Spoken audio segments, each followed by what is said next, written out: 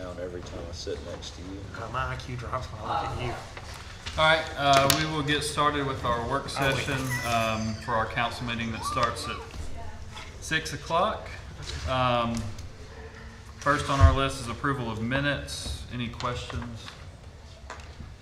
Set public hearings, ordinance 234558, approved pre-zoning request 141723 for 19.59 acres, more or less, located at 2709 Beltline Road Southwest to M1A Expressway Commercial District. Set public hearing for July 3rd, 2023 at 6 p.m. Yes, this is the property immediately adjoining the Holiday Inn Express property there on the Beltline, just off of Old Moulton Road. We're going to go M1A, which is our Beltline zoning district, and this was recommended for approval. And is that going to be annexed? It is part of a pre-zoning and an annexation, so on a agenda, if this is approved soon after, you will see the request for the annexation. I see it now, pre-zoning. Yes. Okay. And our public hearing is July 3rd. Any questions? All right, public hearings, ordinance 234555, approved rezoning request 141423 for 53 acres, more or less, located at 2037 Moulton Heights Road Southwest. From an R2 single-family residential district to an R4 multifamily residential district. Public hearing was set May 1st, 2023. Yes, this is currently zoned R2, looking to go R4, and it was recommended for approval by the Planning Commission. All right, any questions?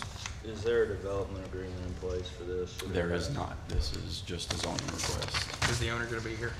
The developer, developer will be here to present their case, yes. Okay. And I had several council members reach out about a development agreement and how we should approach that. I think I guess the question will be for the developer if they think that's doable or not.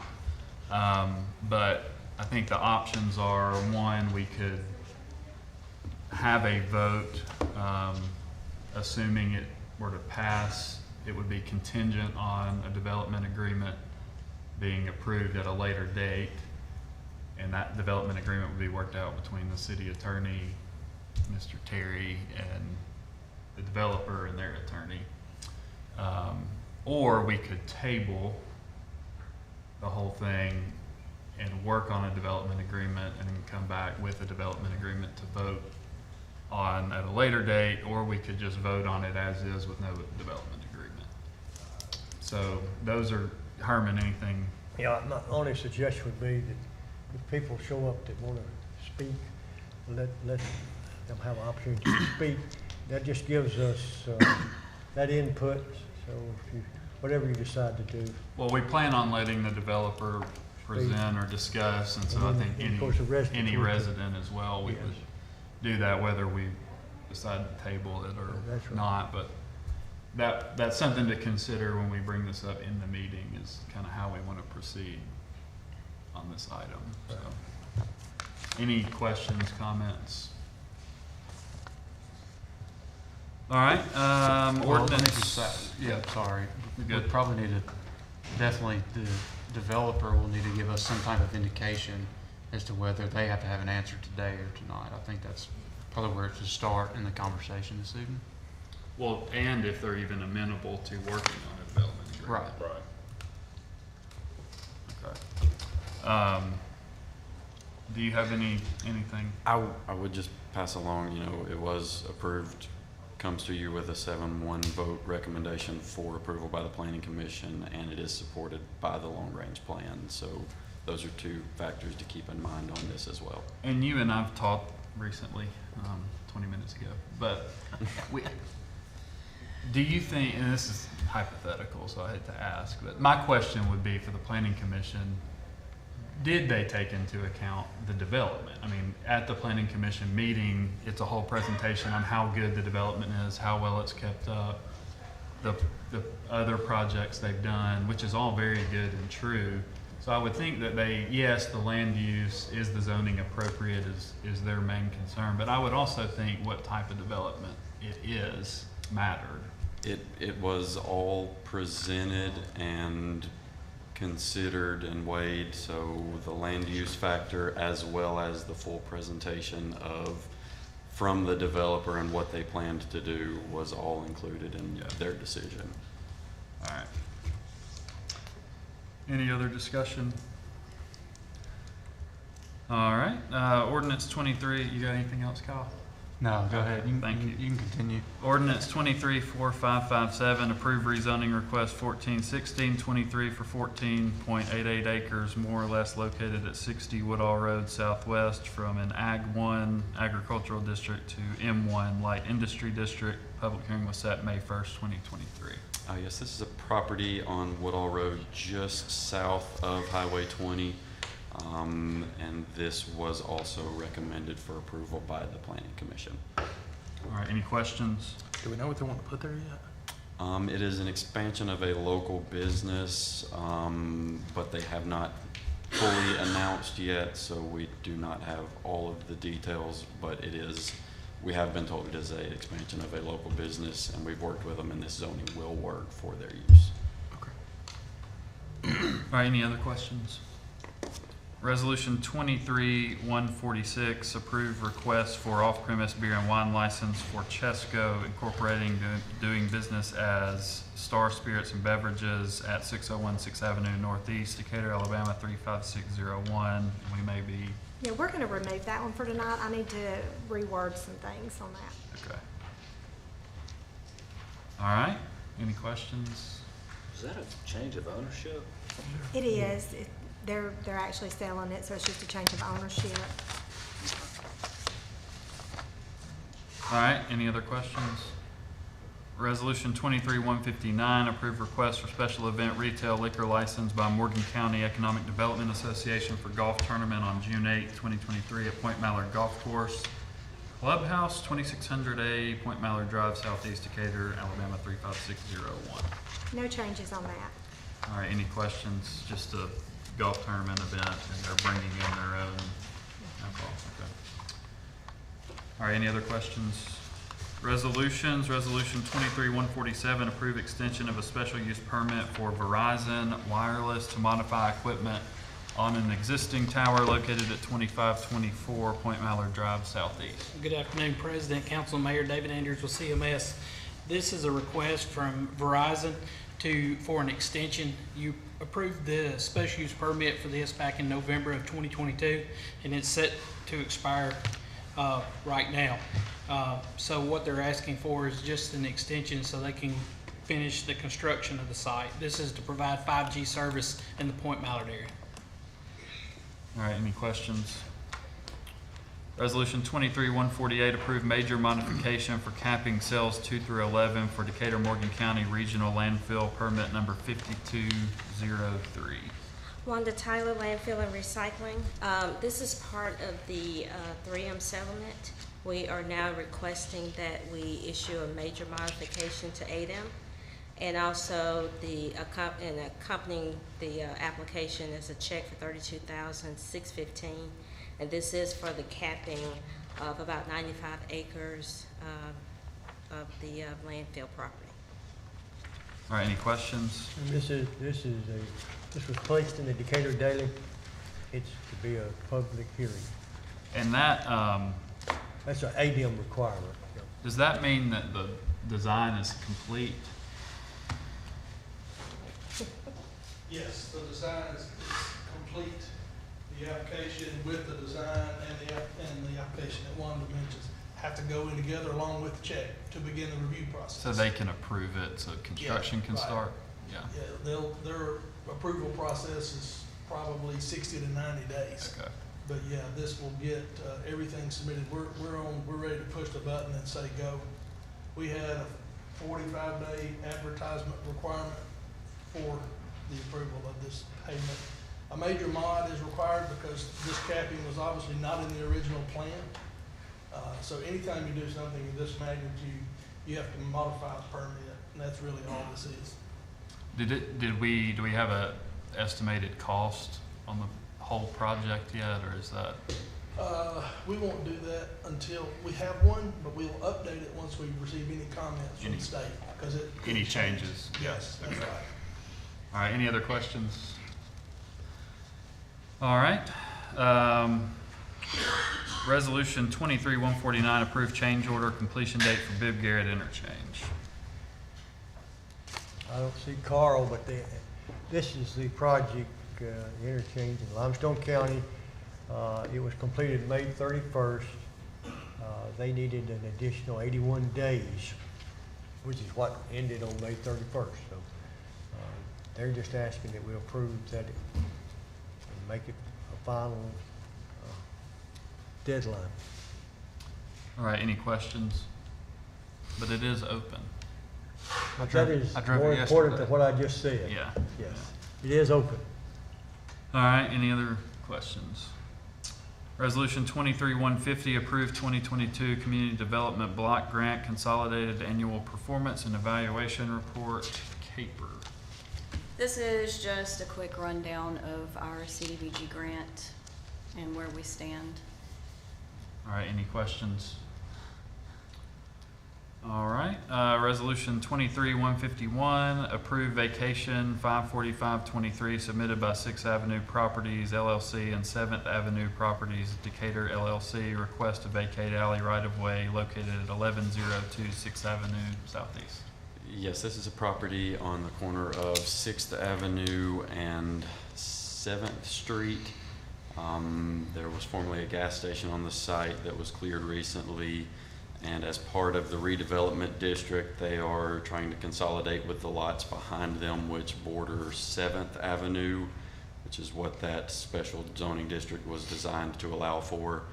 Part of that, when we do these, is looking at vacating those alleys and in most cases relocating them to the rears of the property and instituting cross access, which is what you'll see take the place of this if vacated, will be just a common public access easement across the site to where the alley that remains in the interim period is still accessible.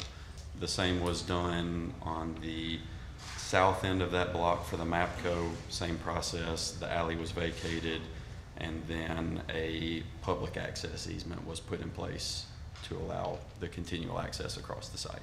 And does the developer get that, understand that? Yes, and so we've got this as part of 3 different pieces that were approved at the last Planning Commission meeting. So you would have seen this vacation, a certificate to consolidate all the lots together, and then also a site plan was submitted. So all of that was approved. It's all packaged together and it's all contingent on each other.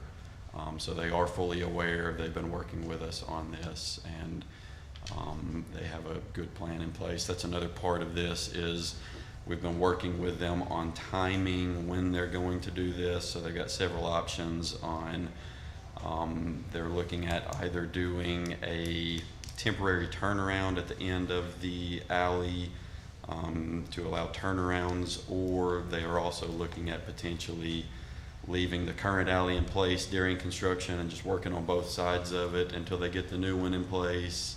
They've even said they might just be able to put the new alley in. So there's several things they're working with us on to make sure that there's no interruptions to any of the existing users of that alley. I think some marketing group sends out Decatur's a great place for drive-through coffee. You get 5. We certainly have plenty of options for caffeine now. I mean, it's good development. Any questions? All right, resolution 23-152, declare surplus of municipal vehicles no longer needed by environmental services. Yeah, this is three vehicles altogether that will be surplusing from them. All right, any questions? Resolution 23-153, award bid number 23020 to Cook's Pest Control for pest control services for city properties. This was sent out to 13 local vendors. 2 responded, and you'll see the bid tab. We're recommending Cook's Pest Control for all city properties. All right, any questions? Resolution 23-154, approve proposal from Temple Incorporated for relocation of existing vehicle signals and video detection at the intersection of First Avenue Southeast and Moulton Street Southeast. Sure, Dane Shaw, City of Decatur, Director of Development. So Temple has to move their equipment in order for the utility lines for the work on the parking net to go forward, so that they can get in there. And Temple has to have their equipment moved first.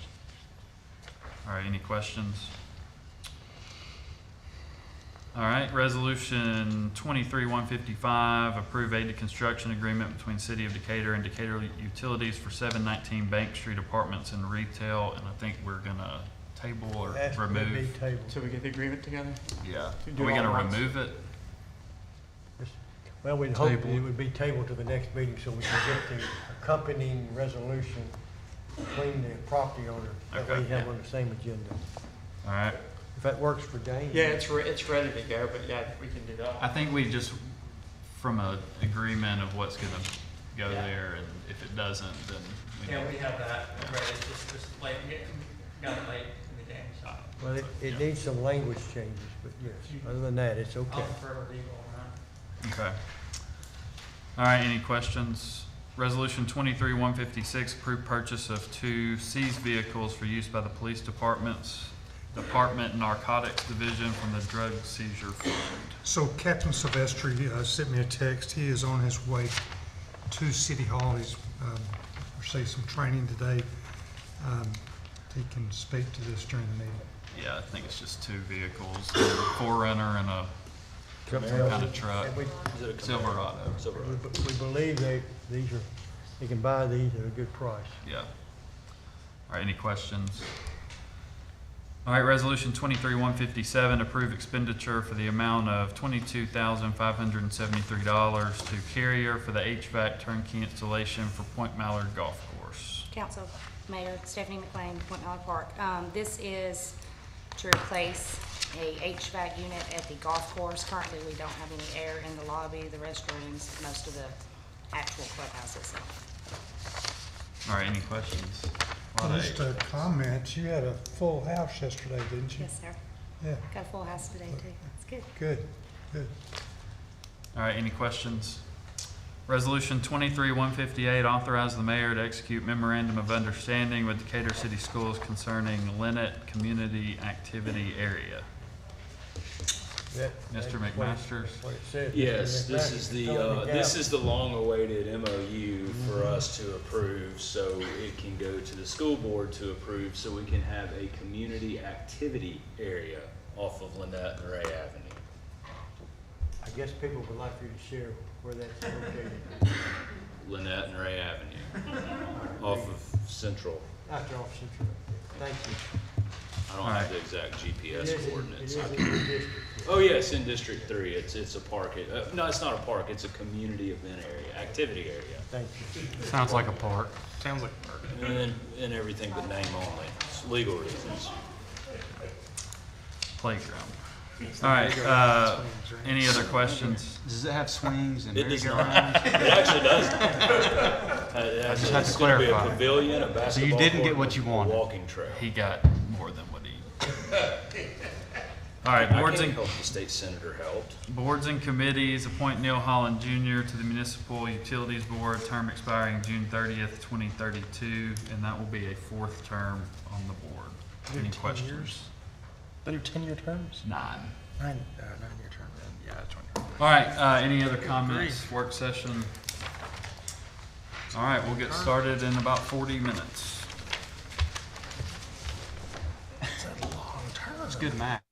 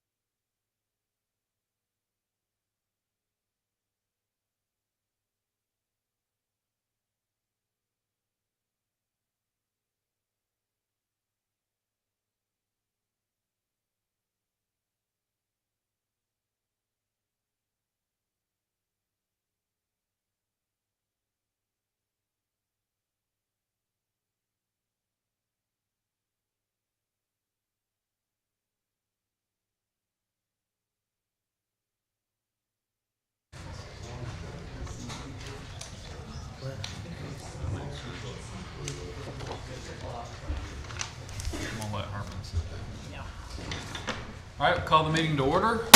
Dane Shaw will lead us in our invocation and pledge.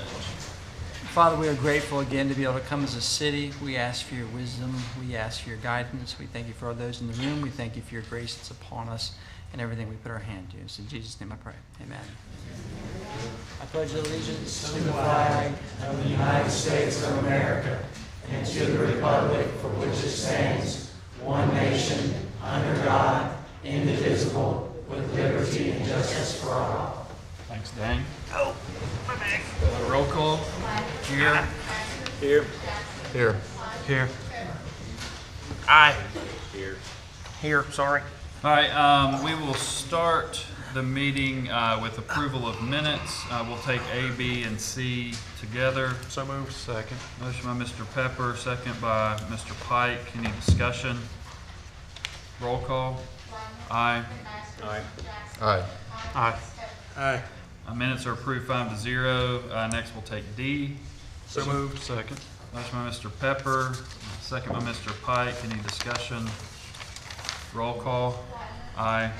Aye. Same. Aye. Aye. All right, those minutes are approved 4-0 with one abstention.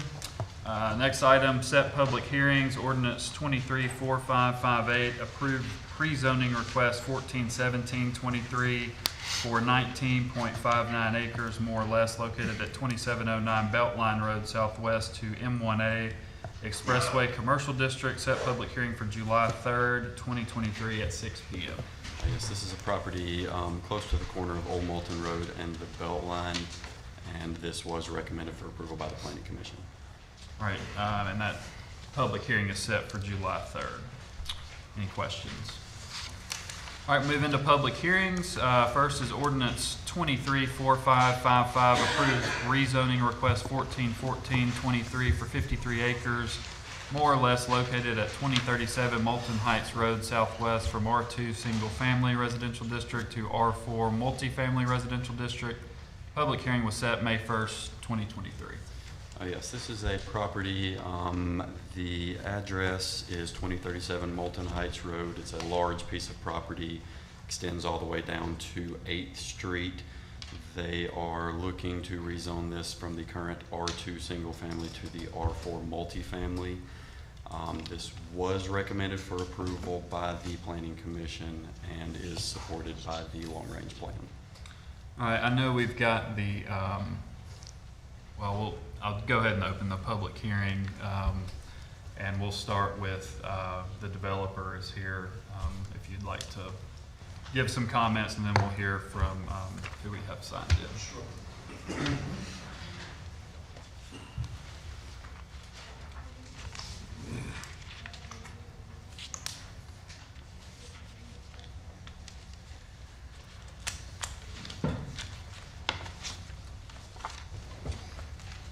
Yeah, if you don't mind, give your name and where you're from. Sure.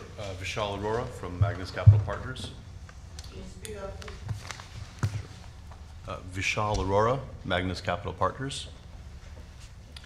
Thank you for having me this afternoon, this evening. I also want to thank you for the candor and the fairness. You're good. Okay, sorry. For your candor and fairness over the last several weeks and months on this matter. Our team has really enjoyed engaging with this council, with staff, and the chamber on this topic. We understand it is sensitive. We understand there are concerns, but we've enjoyed it. So thank you for taking that time. Together, we have spent a lot of time talking about two topics. The first is the rezoning itself and the appropriateness of it. And the second is what's going to be built there if the rezoning is approved. Sure it's not? I don't know. Mr. Ladner, there's some seats in the front for those in the back that want to. There are some seats up here if you guys want them. Well, let me say one thing. Anybody that is at the podium is actually addressing the council. We do our best with microphones and things, and I wish we had better ones, and maybe we'll get some better ones, but we try our best. But he is addressing the council, and so will the other members that signed up.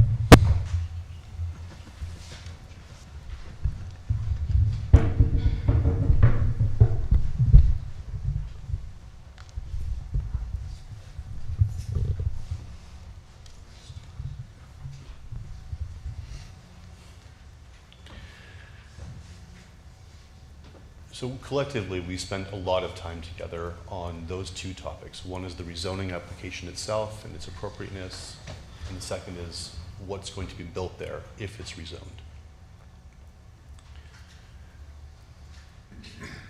The rezoning application in front of you is based largely in fact. It is based in fact as stated in the One Decatur plan, in the long-range planning of the city. It's declared use to be residential. It's fact that the Planning Commission recommended it become this R4 as we're proposing this evening.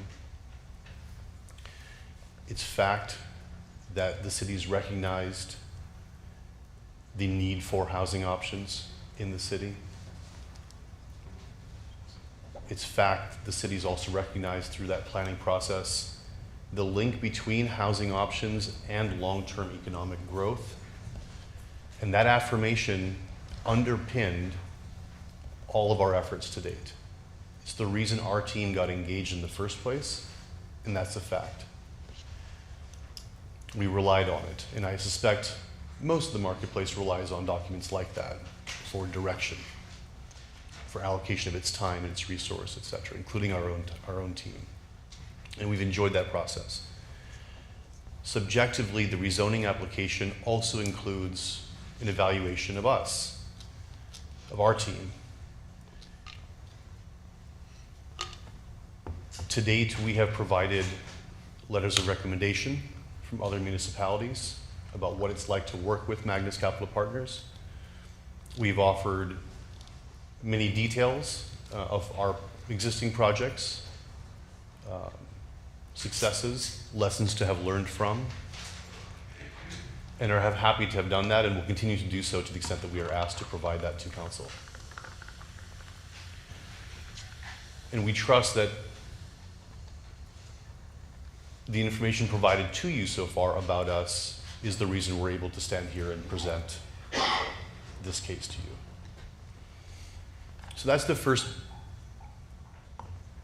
item we spent collectively a lot of time on. The second is what's going to be built should it be approved.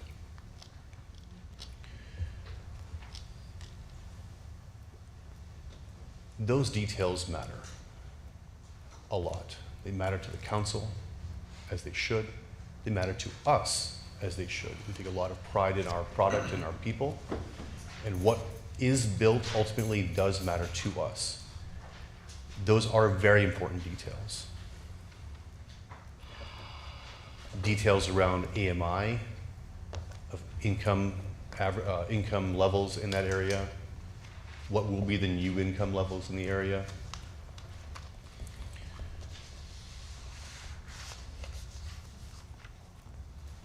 And 1,000 other details that we've started to explore with staff and with the council so far.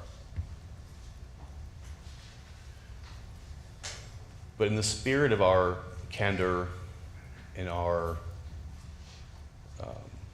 fairness to each other, those details, with the exception of a possible agreement that ensures that outcome, isn't really relevant right now. It's not relevant what will ultimately be vetted during the site plan review process, should it be rezoned. That's what that process is there for.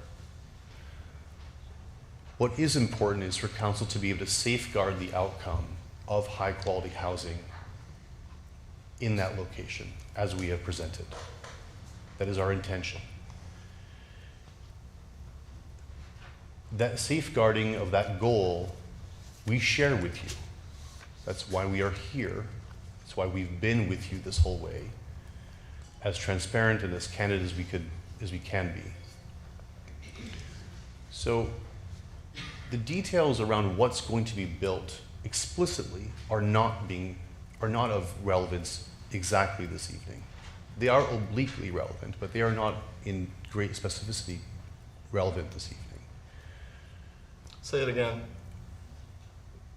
The details, the specific details of the project are not being voted upon this evening, but the general idea of safeguarding a result of high-quality housing being in fact developed there, that is on the agenda. That is being considered this evening. And I'll go back to where we started, which is we started looking at a set of facts, and we started off looking at this in partnership with the city. In our view, what is up for debate this evening is whether or not the partnership that we have already started upon should continue. We have proven ourselves to be a very strong private sector partner to various municipalities, and we very much hope to be partnering with all of you on this project.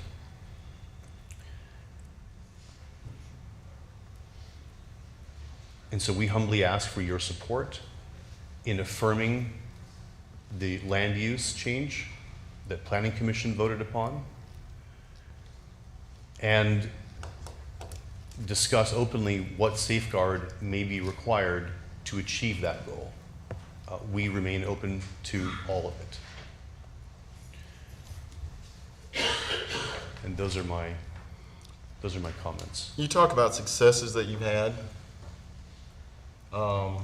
Where are those successes? Can you share with the audience here where those successes are? Share with the council. They're going to hear it, so share it with everybody. We have had success in building various multifamily projects focused on workforce housing, starting in Michigan.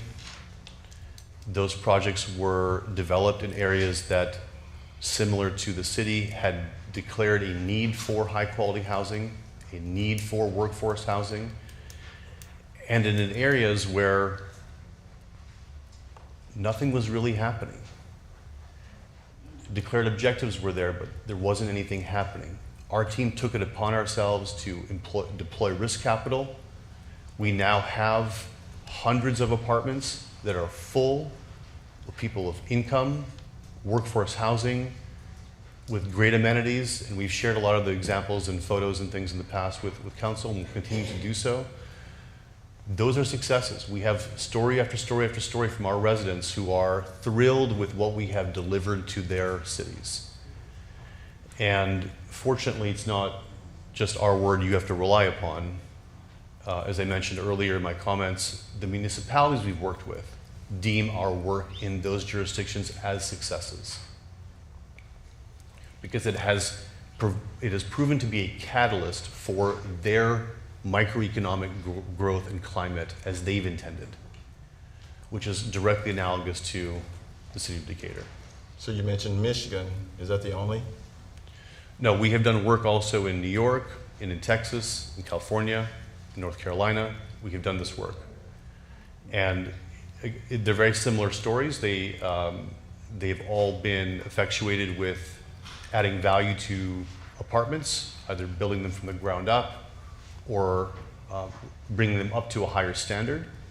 And again, those cities have shown there is a need for that workforce housing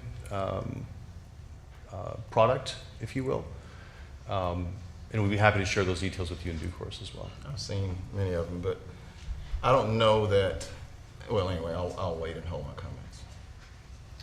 All right, let's, unless anybody else has a question right now, let's get into some of the public comment.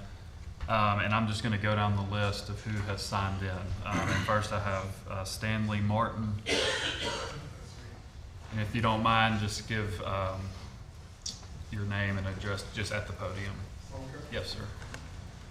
And we'll try to limit to 3 minutes. We got a lot of people signed in, so. Okay. Yes, sir. My name is Stanley Martin. I live at 2011 8th Street Southwest Okay. And when I learned about this development that y'all are trying to get going on, I was deeply heartbroken about it because I have lived in public housing half of my life. And I saw a lot of bad things. I've seen people get shot. I've seen a lot of people get their houses broken into. They go in and break in their cars, fights. People driving up and down the street acting a nut. So I have worked hard. I worked 12, 13 hours a day, go to work sick or well, to build up enough money to buy a home, something nice, before the Lord take me out this world. And I finally achieved that goal, and I have been one proud black man. But when I learned about what is going on, it's like you're gonna put me right back into what I worked hard to get away from. Because it's right there in front of me. I mean, I can open my front door and I'll look at all that. I know what's gonna happen, because it happened many times before.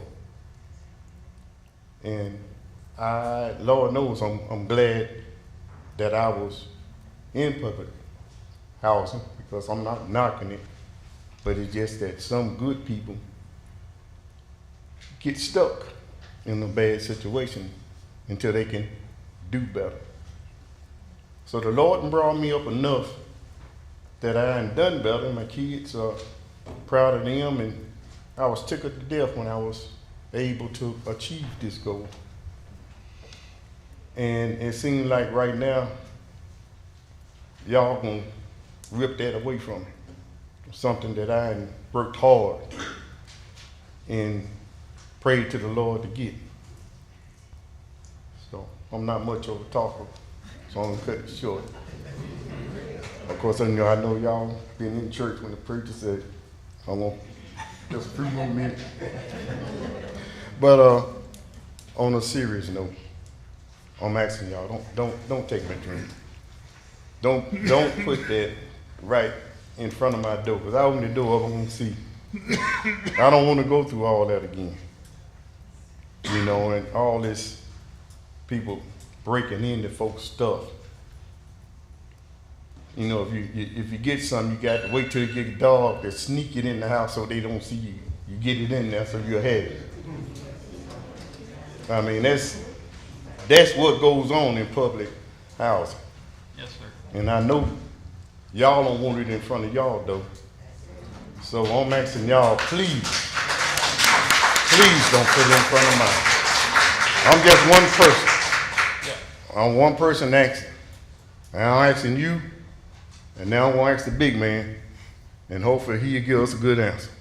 Thank you, Mr. Martin. Thank y'all for your time. I appreciate it. All right, next I have Willow Booker. I think I'm trying my best to read everybody's name.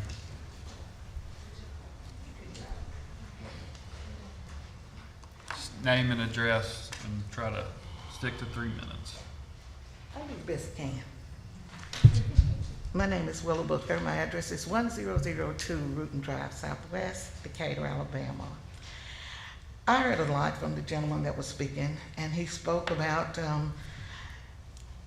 it's facts that the city, so I guess the city knew, he was referring to the city knew most of everything, what he was saying and everything that was going on. And he said that it matters to the council and to the developers. He also said that what's being built is not relevant. The safeguard of high quality housing for this area should be. And I agree with him totally on that. The safeguard of the high quality of housing in this area. And to that point, I think that there should be only single family housing in this area. That's what it's been, that's what it is. I don't think we're really in need of workforce housing. And I think also that we don't qualify as an area where nothing is really happening. We lost the Carrie Matthews Rec Center, that was happening.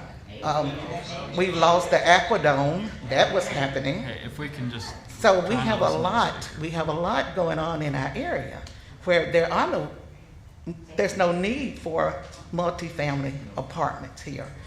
And I also would like to say that our infrastructure is suffering right now as well. Right now, the people that live in this area, we cannot get out on 8th Street, the traffic. We cannot get out on Old Moulton because of the traffic. We have to take route and alternative avenues just to get to the Beltline. Now, with just the ones of us that live in this area. So there's not any room for anything else. My roads right now need repaving because of the last incident that happened that helped fix the city. So our infrastructure hurts, okay? And there's nothing for it. If you bring multifamilies, you're gonna bring children. There's nothing in this area for children, you know? So I think that in all fairness to the residents, which I haven't heard anybody say anything about, in fairness to us, the homeowners, the people that, as the gentleman said, has worked hard and paid for our property and paid property taxes, that we should be given some consideration for that. Thank you, gentlemen, for your time. Thank you. All right, Greg Scruggs. Greg Scruggs. She just explained exactly what's going on. Why do we have residential that's being built in the old Stonegate area?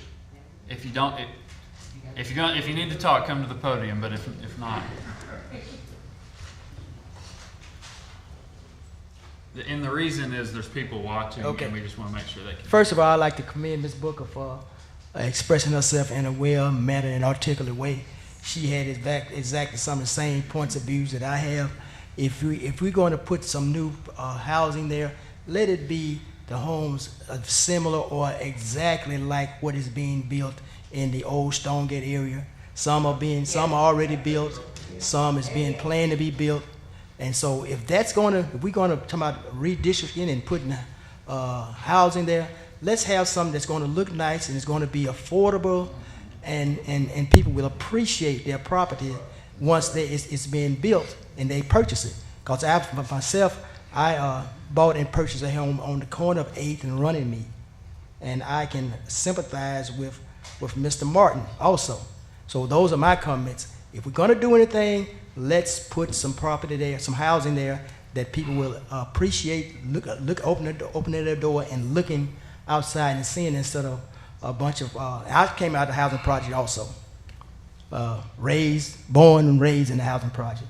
And once again, God afforded me the opportunity to move on and do better financially.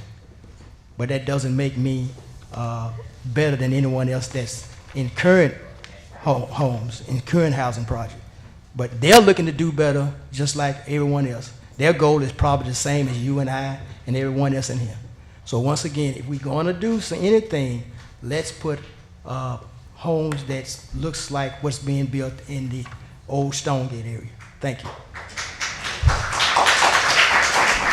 Thank you, Mr. Scruggs. Makita Pettis. Makiba Pettis.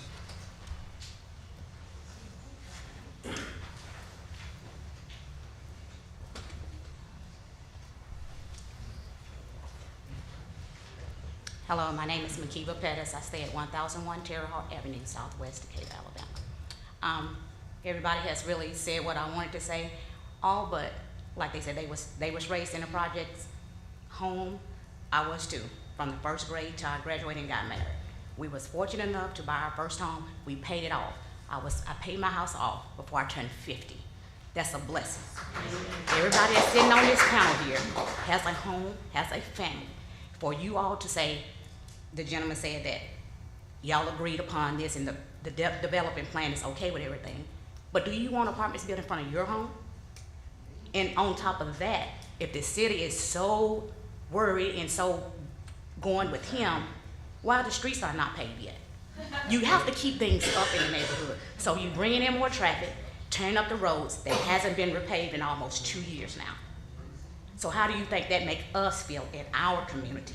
When we have worked hard, may not have what you have, but I have worked hard for what I have. That's right. And I think that everybody on this panel needs to understand that if that was your home, your child, or your grandchild, because I have grandkids, and they cannot even get out and ride their bikes on the street. And you're talking about adding more traffic to the community? Not gonna happen in our community. Sorry we fighting for this, but we don't need those apartments there. We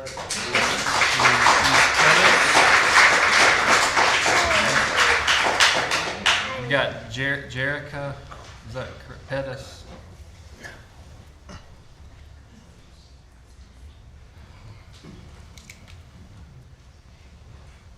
I see a lot of fans know that building maintenance is trying to help with the climate in here, get some more AC. Good evening. My name is Jerica Pettis. I reside at 1216 Fremont Street, Decatur. I'm along with my mom. We do not want the apartments built in the area. I am for the single family homes, if that's what you guys are going to build. I own my home as well in the area. I do have a daughter. The neighborhood is not what it used to be when I was growing up as a child at 1001 Terre Haute. Like she said, there's a lot of traffic that comes through there. I don't want to be stuck in that traffic, leaving work, going to work, trying to get to the grocery store or anything like that. So I'm with them. I do not want anything built right there in that area.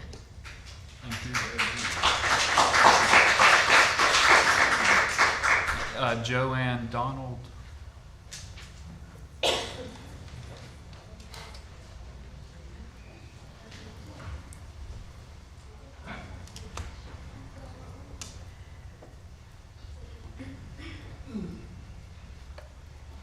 First, I'd like to say good afternoon to everybody. I'm Joanne Donald. I'm a resident at 717 Canterbury Avenue, Southwest Decatur. My house was the first home built on Canterbury in 1979. It was nothing but the woods, peaceful and quiet.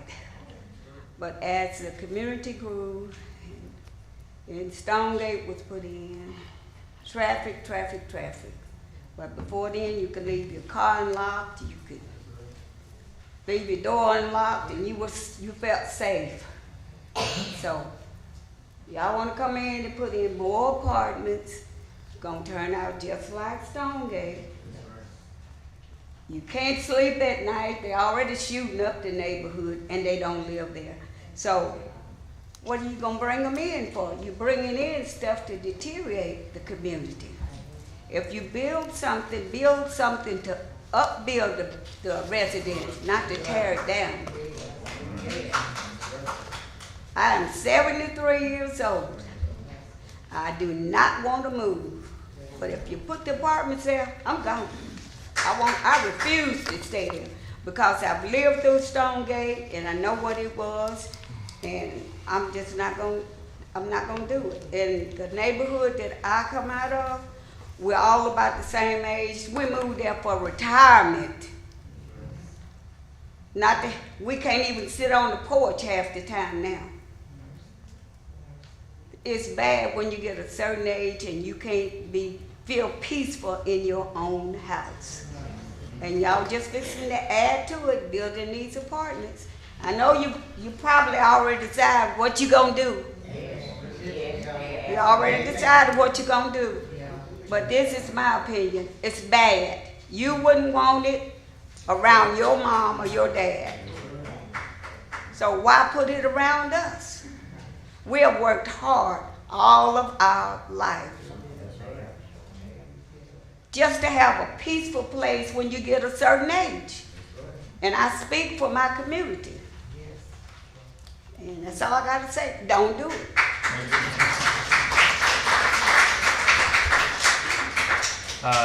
Sheila, and I'm not sure on the last name. Okay, no comments. And then Eric Woodard. Eric.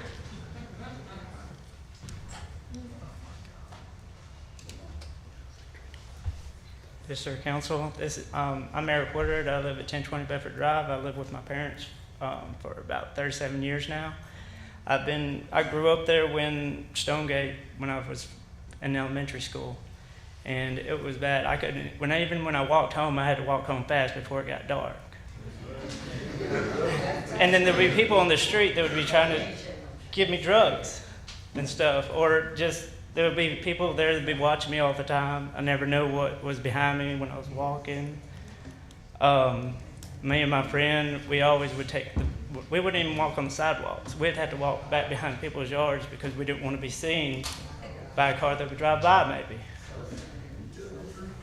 And as far as like, if I own something and I've been building on it like they were saying all my years that I've been with my parents at 1020, like I would hate to have some people that would just come and start taking it away from me after I built it up. And I've gotten me comfortable there, and I'm just having to deal with something that I think we should just have houses just like everyone else, not have apartments or anything. But that's all I wanted to say. I'm getting nervous. All right, that's everyone I had signed in, and we'll consider the public hearing closed.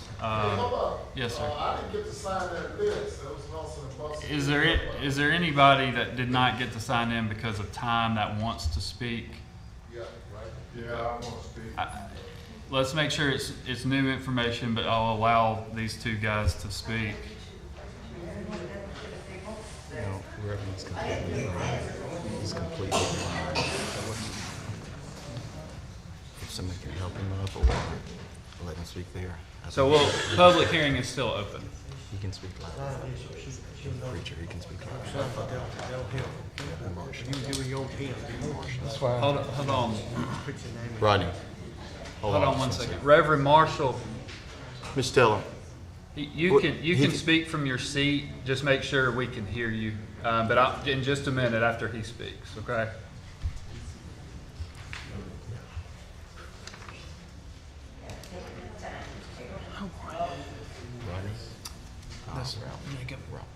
This gentleman back here has got his hand raised. He can give his address. Check.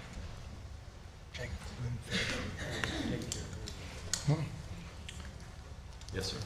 My name is Rodney Garrett. I live at 1201 Arbor Avenue. And I bought my home in 1989, I think. It was 89 or 88, one of them. But I've been there for a lot of years.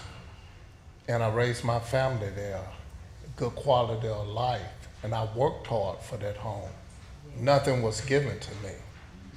And what I want to say to y'all today, I think if you come in there and build homes like you're putting out at Stonegate, I don't have a problem with that. We need something to lift people up. And I understand what everybody has said before me. I wasn't raised in the projects, but I can tell you one thing, I was raised in the hood, and I know what it is.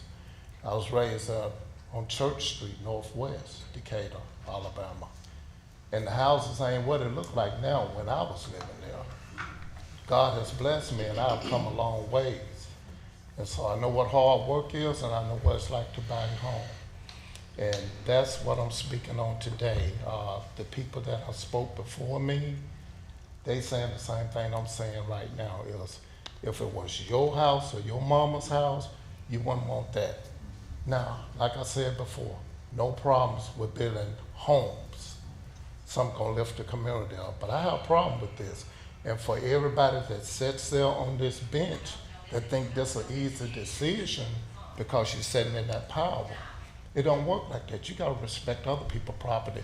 Like that house you're gonna go home to tonight, everybody gotta respect it. So it's the same thing for all these people's homes. So that's where I'm at with this. And I have ran for city council, well, maybe about 3 or 4 times in my younger years. Them councils has come and gone. And I stated then, in the younger years, we need to get out here and annex. Some of these people in here, we all ain't all that church. I'm gonna tell you something. Joe Lancer was over there. Decatur was dry. Wasn't no liquor sales here. We had to go over there. So Madison didn't have no money. I kept saying to councils before then, Let's go over there and try to annex some of that, so when the people start building houses, you could get the taxes off. But the councils before me said I was too young. They didn't have that vision. But what they didn't know, you have to have a vision at a young age. You can't wait till you 50 years old to get a vision. Well, I've been blessed, and I know who the Lord is, and he gave me them visions. Everything that I campaigned on, now it's to come true. There's nowhere for Decatur to go. You know, Huntsville, Madison got everything. Now, the other thing is, I can't do nothing about that, but I tried to change things then. Now, I'm going to take this home. We don't have no grocery stores in the neighborhood. I'm talking about quality grocery stores. You know, why we couldn't go out there and buy, help me, Westgate, the old shopping center, and why the city couldn't partner with us and let's get a new shopping center out there, a new Walmart, a neighborhood Walmart that somebody need, that somebody ain't got to go 100 miles to get to a decent grocery store. So I'm through with it, but I'm just going to say this. When you make your decision, don't make the wrong one, because everybody here have worked hard for their property. Build houses, not apartments, houses, houses. Thank you.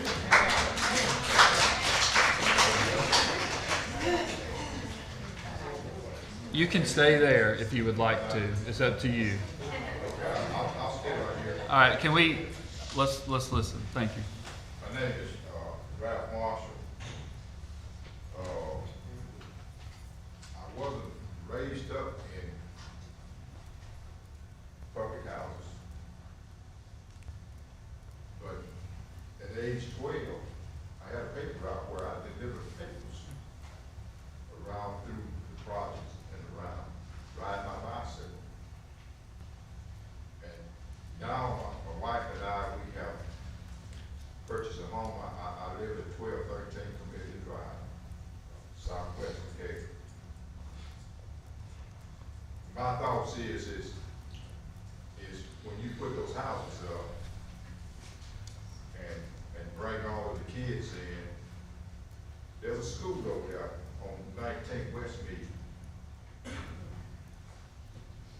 Woodmead School. Then what would happen is they will stop doing anything to that school until it gets run down. And then they'll decide to tear it down and move it somewhere else. That's true. That's true. That's true. We have worked hard to pay for our property. We worked hard to buy, make purchase of it. Why do you want to always come in and tear down what we have achieved? That's right. It's not right to, and I have no problem with people living and living the best that they can. But don't tear down something in order to talk about building up somewhere else. Stonegate come in and it last 40 years. And now you're looking at a project and I raised up in home building, if you will. And you come in and put these apartments in there and the roads in there, you're looking at $50,000+ to put it in there. And if it don't last 40 years, how is it gonna pay for itself? But you're willing to risk that to tear us down. We don't need that. We don't need those apartments in there. If you're gonna, just like one guy was saying, if you're gonna do something, then put something out there that's gonna be uplifting to the community, not tear it down.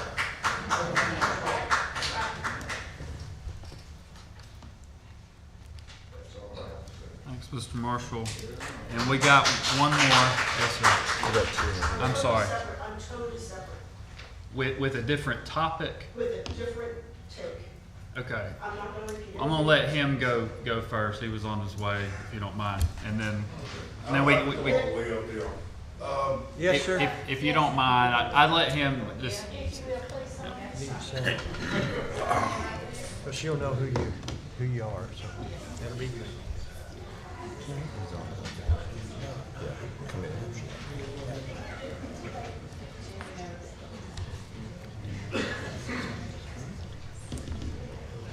I know.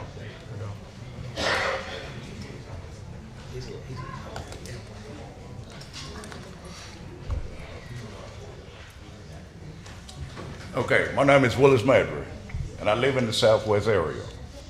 I don't know if any of you are familiar with AME Stonegate. The majority out here is familiar with it. So, Stonegate created a record. All you gotta do is look back at the arrests, the drugs, the killings, and all this. That was timid times. Now the teenagers are gangsters. Now just compare then with now. The ones back then, they cared. Even though they did their dirt. The ones now don't care. If they'll kill their own parents, what do you think they'll do to the neighborhood? Now, my man over there asked, how was this project gonna pay for itself in 40 years? It's gonna pay for itself with the deaths, the arrests, the drug possessions, and all of that shit. That's how it's gonna pay for it. Come on now. And see, the city is looking at this. The city is the one that's gonna make money off of it. Right. Don't let them fool you. Anything that's pertaining to us, they're gonna tear it down. Now, why can't they put this project over toward Point Mallard? Tell me that. Tell me that. Why do they have to come in and take Carrie Matthews, tear it down? We have no way of getting the kids to recreation. But at the same time, they're getting in trouble because they got nothing to do. Why would they take the health department right over here, where we could walk to it to get medical attention and put it way out on 31 to where nobody's got transportation to get there? It's cost you an arm and a leg. Look at the city. Don't let them fool you.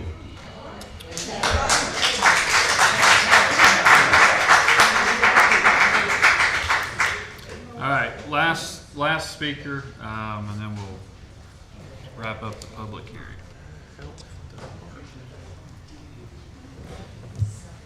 There's our little board there.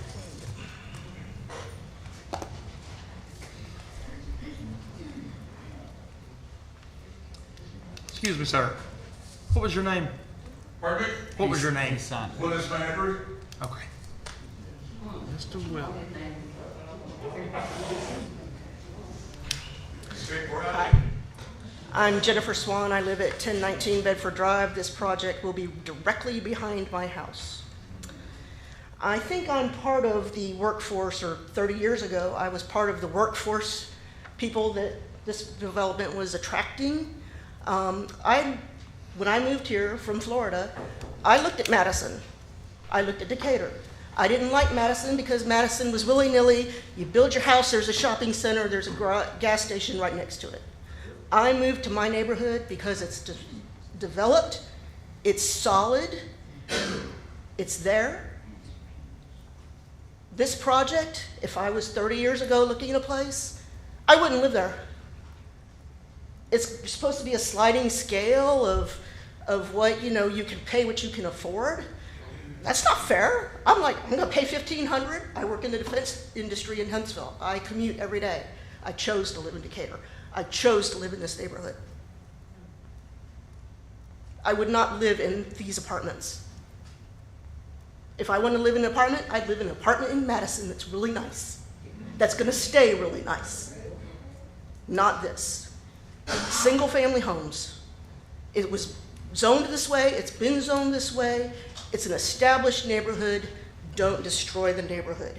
I'm gonna have all kinds of traffic on my street to get to it. Right now, I know who's driving on my street. I don't have strangers, If there's people playing loud music, they'll shut it off. I had people come out, when I first moved there was a party going on at 10 o'clock. Somebody come out, shut that down, and it was shut down. I don't want people looking in my backyard from 4 stories up or however much it's gonna be. I don't want, there's horned owls in that property. There's wildlife in that property. I don't want the runoff into my backyard when it rains from that property. So, I was with this development is looking, 30 years ago. I own my house now. I've lived there 30 years. That's all I have to say. Thank you.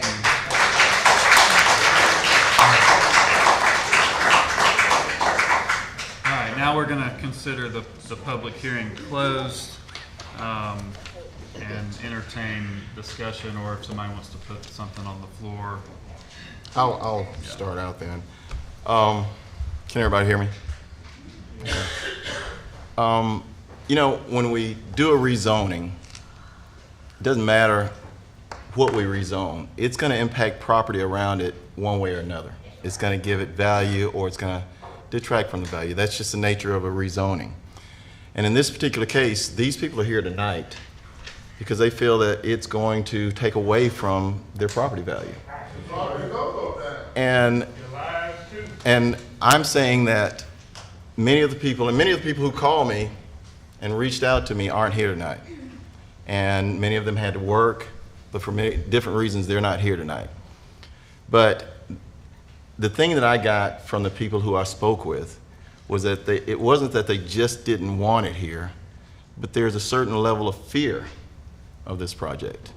We don't want it because we're afraid of this project. And why are we afraid of this project? We're afraid of this project because we've seen this movie before. And we know what the outcome of the movie is going to be. And even though the developer says that it is, we're going to control things, it's still subsidized housing. And it impacts, AME started out as subsidized housing that was going to be good for our community and provide housing for people who couldn't necessarily afford housing. And it was at first. It was. For the first few years, it was that. But after so many years, it turned into something that was completely what the community didn't need and didn't want and was afraid of. And many of the people in this audience tonight, and I'm not pointing anybody out, but many of the people in this audience tonight speak from experience because they lived in Stonegate.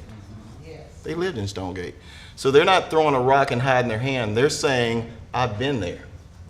And I know, and a lot of the people who are in this audience tonight have been there and have come out on the other side doing extremely well. Extremely well. But they're the exception and not the norm. And so the fact is that, Stonegate was so bad, and y'all correct me if I'm wrong, but it was so bad that when people did things in Westgate Shopping Center, Council, they would run to Stonegate. They would run to Stonegate. And when they ran to Stonegate, when the police chased them there, and we were 2 to a car at that particular time. We weren't 1 to a car, we were 2 to a car. If the police chased them there, they stopped at the gate and waited for backup to come. Am I telling the truth? Okay. So the fact is that this was a drain on our community. This is what these people fear. And this council has heard me say over and over and over again that people who invest in a community should have say as to what goes on in their community. So, and we've been through this. And I'm going to ask the council tonight, because these people live here, they've invested in our community, they've decided to stay in our community. This investor, with all due respect to him, is not from this community. He doesn't live here. He might have a manager on site, but these people are going to have to live with this project from this point on. And it's important that they feel comfortable living in their community. And, I've heard people talk about public housing, and I know that some of the council members might hold that and say, well, this is not public housing. It's still subsidized housing. And the fact is that we understand that these people need a place to live, but we are still healing from a Stonegate situation. We've not overcome that yet. And people talked about the Seville and the the great outcome of the Seville. The Seville was a phoenix that came out of the ashes because of what happened at Stonegate. And so a vote tonight, regardless of what this developer says is going to be the outcome, I think that these people, again, have experienced it. They are, I think we know what the ultimate outcome will be. Could be wrong, but I think that in all fairness, we owe them a consideration to let them say what is acceptable in our community. Now, no one once said we don't want single-family housing there, which is what it's zoned for right now. Nobody said that. And we know that the land at some point will be developed. But it's zoned right now for single-family housing, and I will ask that this council consider that and leave it as single-family housing rather than extend this to multifamily housing and us have something that is going to not only be a drain on this community, but it'll be a drain on this city. Stonegate had impact where the news guys did stories in Stonegate all the time because there was always some action there. There was always something going on that was newsworthy. Somebody talked about people getting killed there. Happened all the time. Somebody talked about drug activity there. It was a norm. I mean, it was something that you just kind of stayed away from. And there's no point in us moving in a direction where we throw our community back into that situation. So I'll ask the council again to vote against this measure and let these people have what they need for their community.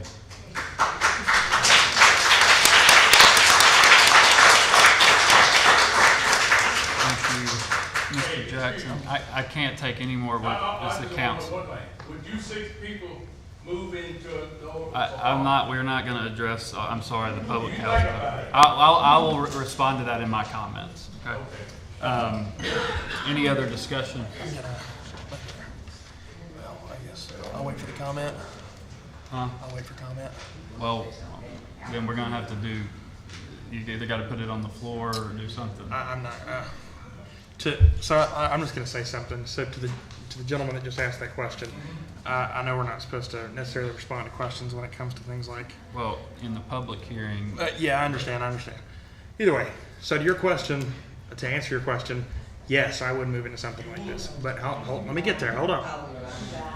So what I tell you what. Let me speak. Hunter, Hear me out. Hold on. Just one second. Let me get the piece out. We tried to be respectful to everyone that was addressing us.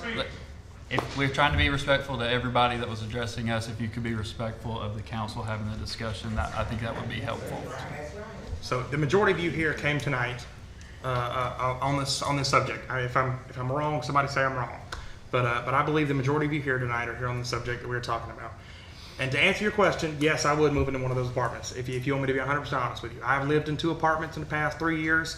I loved living in an apartment. That doesn't mean that everybody else in the world wants to live in an apartment. I'm 21 years old. I would love to be able to buy a house right now. And I'm doing everything in my power as a 21-year-old male trying to get out in the workforce and the community to buy a house at a young age. So when I get to some of y'all's ages, I can buy my own home and own my own home. So I understand where you're coming from. Some of my family lived in Stonegate. So I never lived there. It was around with my time. But some of my family lived in Stonegate.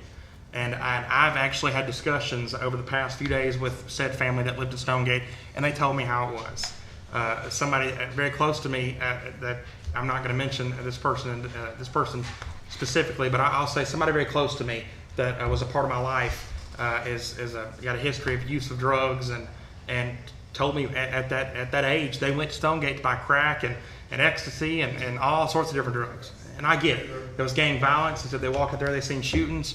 And let me just tell you. So the point I'm trying to make today is everybody here, the majority of people that come up argued or they stated that they believe that this is going to cause violence in the community. They believe that this is going to increase crime in the community.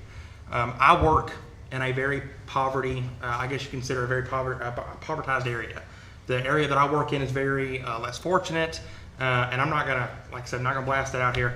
But the area I work in, there's a lot of crime. There's a lot of shootings, stabbings, the whole 9 yards, murders every day. Every single day you see it on the news there, we run it every day. And I'm not sitting here saying that that's going to happen here, because we don't know if that's going to happen here. We cannot predict the future, unfortunately. And I'm going to speak for the younger part of this generation, from on the younger part of this council. I'm the youngest one sitting up here right now, and for people to say that, you know, we've got kids that are out here turning into, I mean, to me, for y'all, I'm probably a kid to the majority of y'all. Yeah, some of y'all probably have kids older than I am, and so I understand that. But the point that I'd like to make tonight is, you should never judge a book by its cover. I understand that everybody, and let me tell you something. That doesn't mean I'm in support of this project. This does not mean I'm in support of this project. And to this moment, somebody made a comment when they come up here to speak that we had our minds made up. I've been back and forth on this for the past 2 weeks. Back and forth on this for the past 2 weeks. And at 10 minutes ago, my mind was in one direction, and when probably 55 minutes ago, my mind was in one direction. And then somebody come up and spoke, and my mind changed another direction.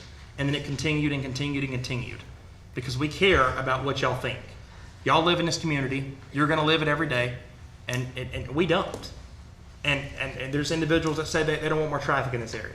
I live on Motus Road. I get stuck in traffic getting out of my driveway, going to work in the mornings, and coming into my driveway. I live next to a school where they let out at 3:30, and I just so happen to be coming home sometimes at 3:30. I get stuck in traffic all the time. I understand people don't want traffic in their area. You know what I understand it. But at the same time, I'm not asking y'all to give this a chance. Because like I said, I don't know if I'm in support of this or not yet. But we've heard you speak, and I'm very grateful for each one of you that come up here and spoke today. It's a very important part of the community. This is a big portion of the community. I have friends and family that live in this exact area. Some of you are their neighbors. I recognize some of you. And I just want you to know that we hear you, and we care about you, or we wouldn't be here.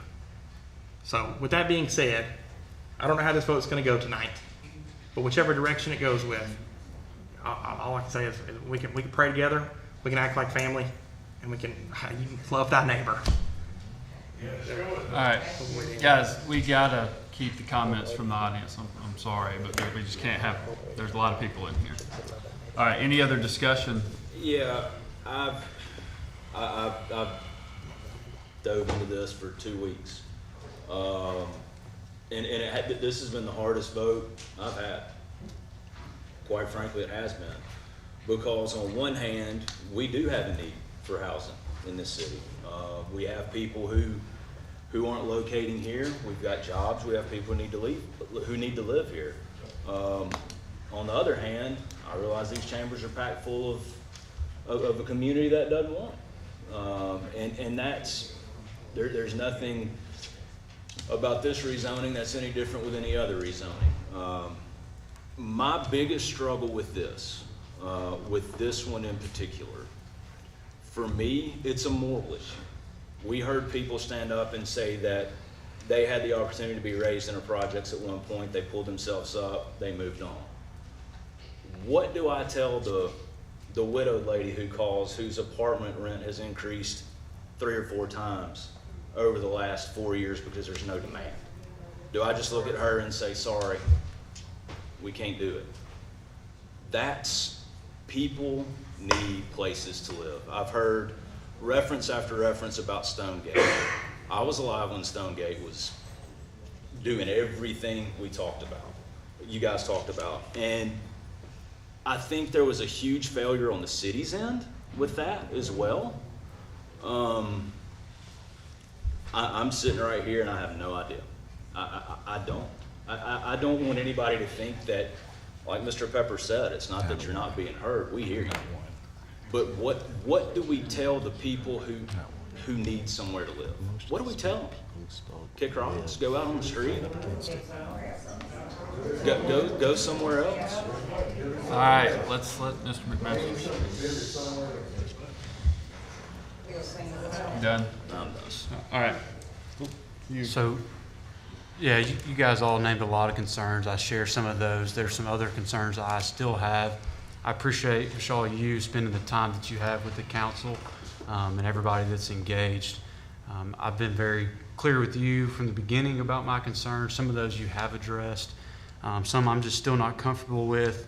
One of the big issues that we see is once you rezone a property, that's the zoning it has. That's why this has been R2 for however long. And so if you change it, And on the tax credit side, there still is the possibility that that does not work out. We don't know what that looks like, so there's a lot of unknowns there. And what I'm saying is from conversation that the percentage of what the rates are paid, it does fluctuate. Some are one percentage and some are higher, some are lower. The state of Alabama actually sets those. I struggle with that because we don't have any control over what those rates are. I still question how one unit can go for, $680 and then the same unit 3 doors down can go for $800. I still struggle with that a little bit. So, there's a lot of talk about a development agreement. I don't know where that's at. What the possibilities are there. So I don't know if anybody on the council has any recommendations as to how we move forward, or if we want to vote this thing up or down tonight. Well, Sorry, now, out of curiosity, I have a question. Did y'all discuss a development agreement by chance? Did I come out and spoke to you a minute ago, or before the council meeting started, and asked if you'd be open to a development agreement?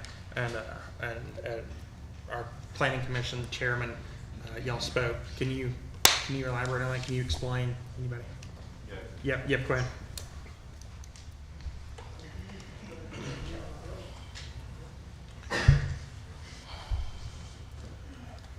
We did speak about a possible development agreement.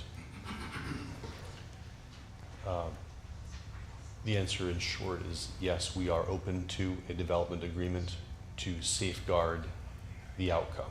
Specifically, we can talk about the mechanics of it around when it would go into effect and what that would mean, and I'll leave to others smarter than me to opine upon the mechanics of this legally. But in short, the development agreement ensures that what we say we want to build is built. And if it's not, then it's not rezoned. But saying that what you want to build is what you build is different from saying that you can control what goes on in it once it's built. Those are two completely different things. Okay, so let's try to separate those two issues out if we could.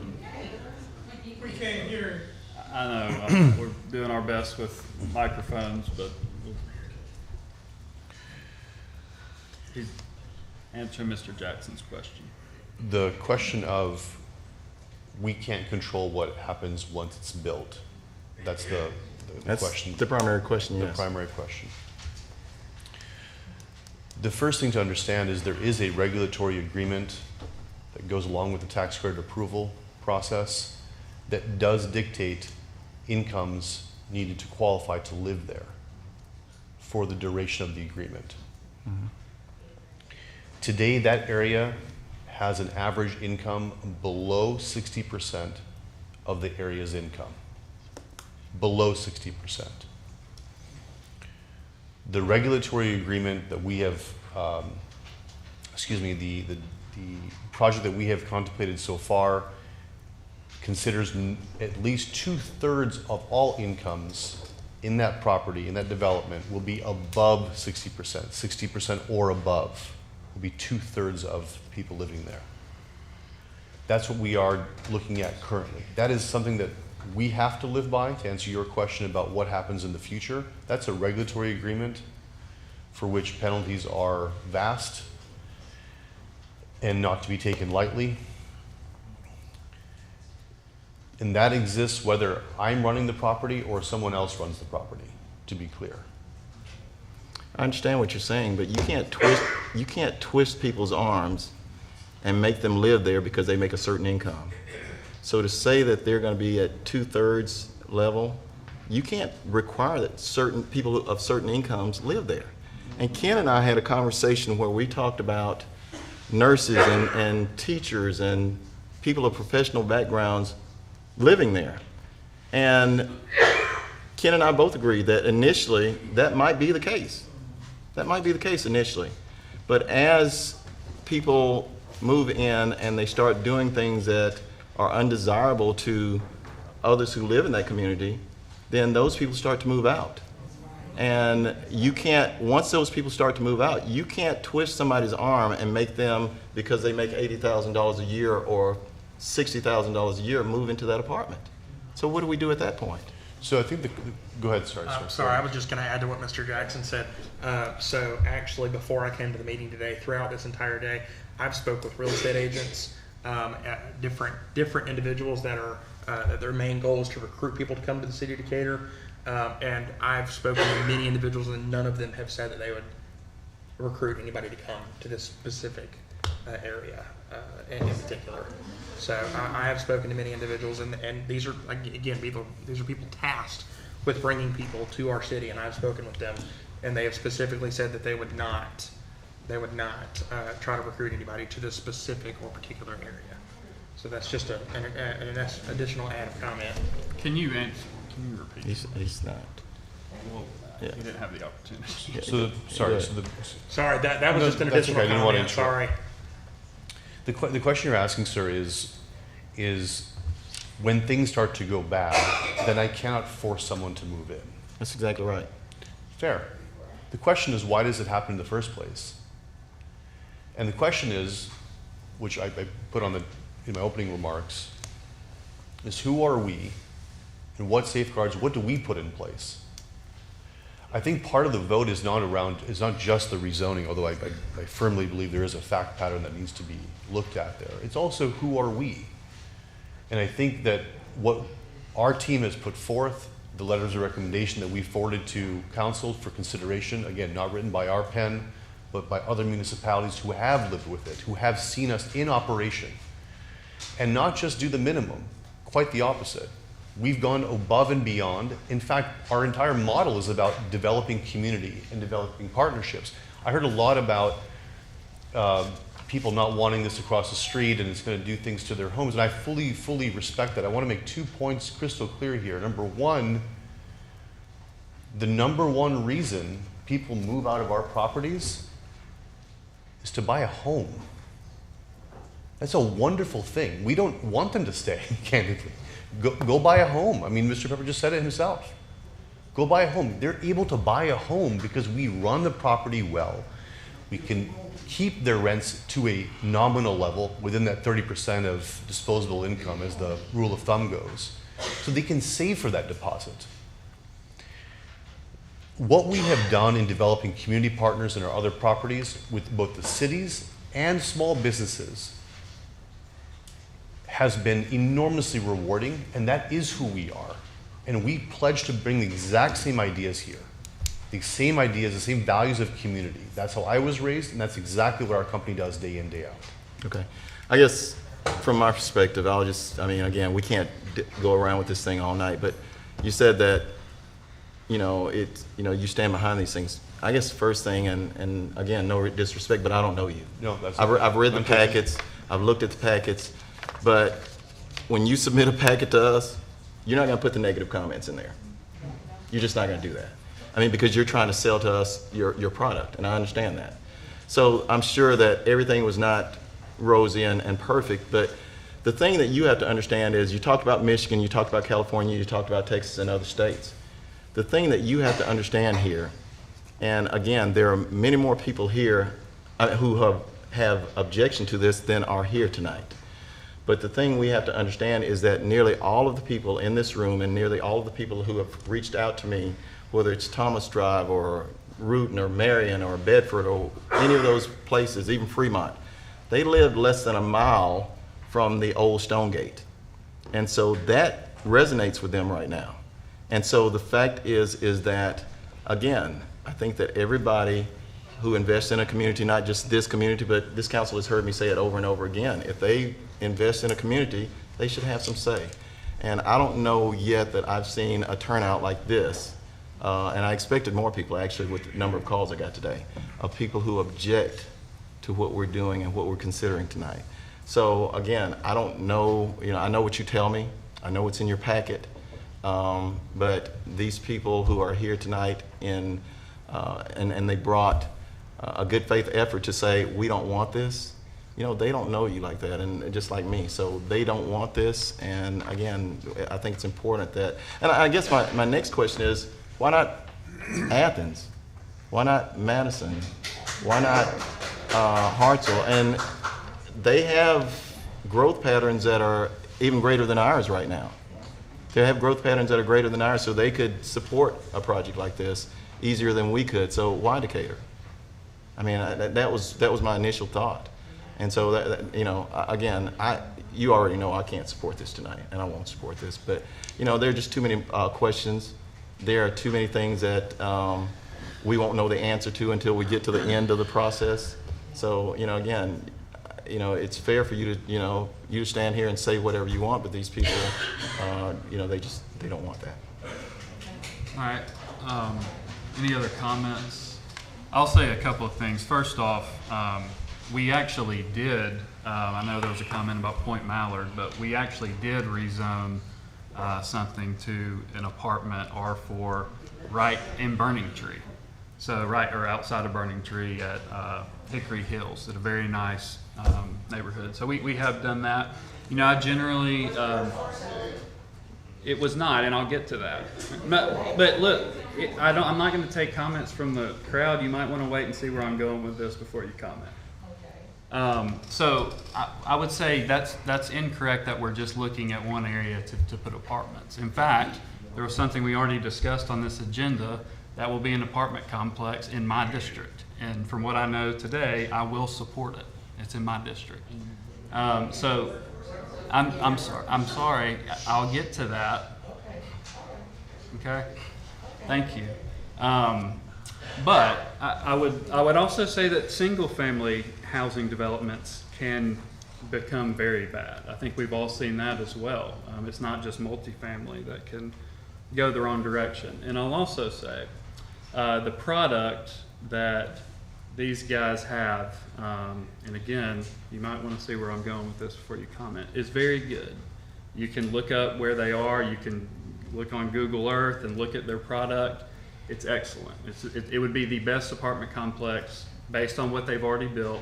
We have immediately. Good amenities. They have a good track record. We got very good letters of recommendation from other municipalities, council members, city managers, planning, engineering, that these guys can deliver a good product. My concern from the beginning has been one challenge we've had. One is growth. I think everybody knows for about 30 years the city actually had shrunk until recently, but we've started to see some growth. We're, you know, capitalizing on Huntsville's growth and Madison and Athens, as Mr. Jackson said. We're starting to see some of that happen here. The other issue we've had is median income level. And so what we get a lot is people want this restaurant and that restaurant. Well, not having growth hurts that. But really what hurts that is our median income. We're well below. And our rents in the city are way below what market is in other communities around us. Our apartment rents and single family are way lower. So I've always been a proponent of residential growth, and I will continue to be. My issue is that this is, whether we call it tax credit or not, it's subsidized.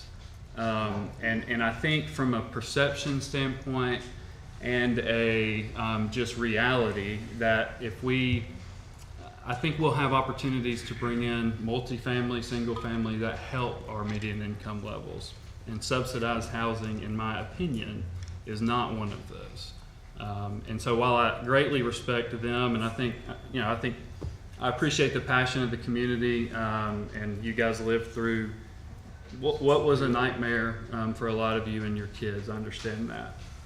These guys are good guys. They're not bad guys. Do they want to make money? Yes. Do they have a good product? Yes. And so they're not the bad guys. I just don't know right now, based on where we are, and again, trying to get the right kind of housing to boost median income, that this is exactly the right type of development for us right now. And so, however, again, we're going to put an apartment complex on an agenda on July 3rd to vote on, a public hearing just like this, and I'm going to support it, and it's in my district. It's not, and that's my point. But that was my whole point I just gave you, right? Okay. All right. And Vishal has a comment. Is it okay if I address the comment there? I thank you, first of all, for your, again, your candor and your fairness. bringing up the area's income is very, very important. Right now, as we I think recently shared, more than 2/3 of the residents here would be above the average. Just out of the gate. Not 5 years from now, not 10 years from now, right out of the gate. The day the doors open, you're lifting incomes. You're lifting the average right off the bat. And that's just assuming we stay with the 2/3 idea. Could we increase that? We could. Are we promising it right now? We are not, because I don't really want to overpromise and underdeliver. But is it something we can work on together in due course, either through a development agreement or some other mechanisms? Absolutely. But the sensitivity around raising incomes, we're also very sensitive to that. You'll recall a part of our presentation had description of incomes and jobs in the area, et cetera.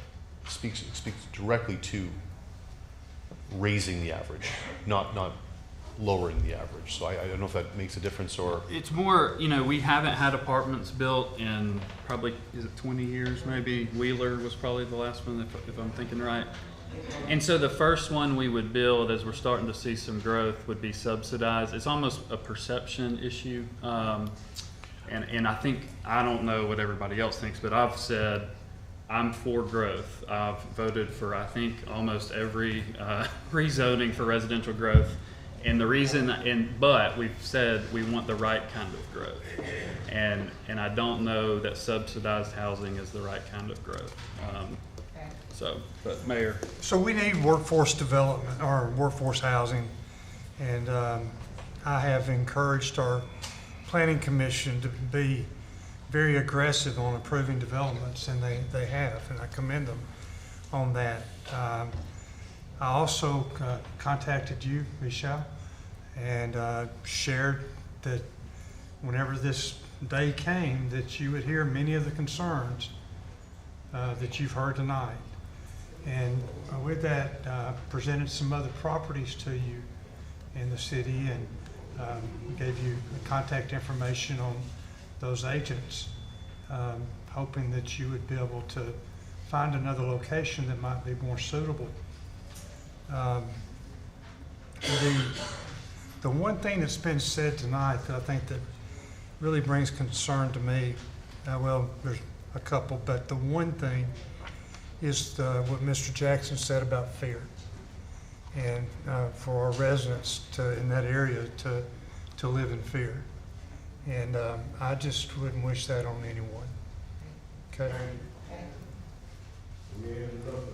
We need to, sorry. None of us do. None of us want you to live in fear. We need to do something on this item. I mean, my recommendation at this point is to vote on it.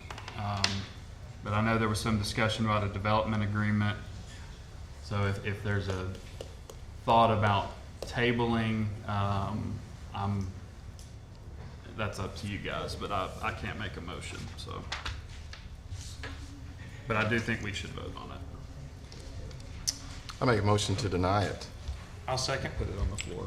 All right, we have a motion by Mr. Jackson. Second. We can't. Well, then I'll make a motion to approve it, to put it on the floor, okay? So we have a motion, and was it a second? That's second. Second by Mr. Pepper. And does anybody have any other discussion? All right, roll call. No. No. No. No. No. All right, ordinance 234555 is denied with a vote of 0 to 5.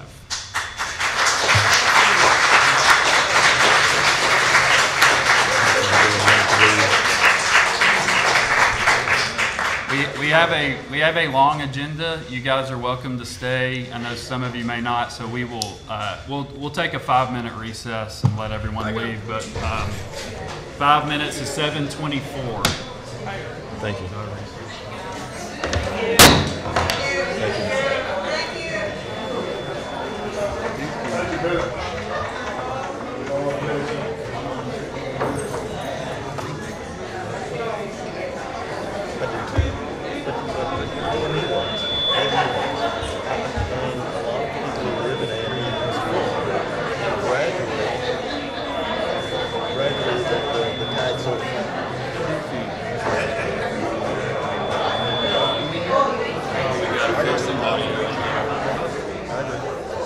district, but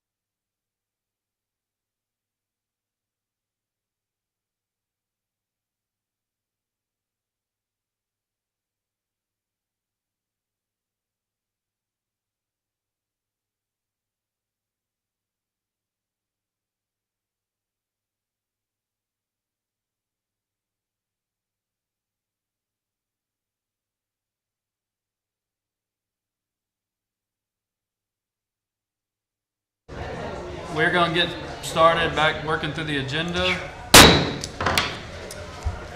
All right, next is, well, Lee's not with us at the moment.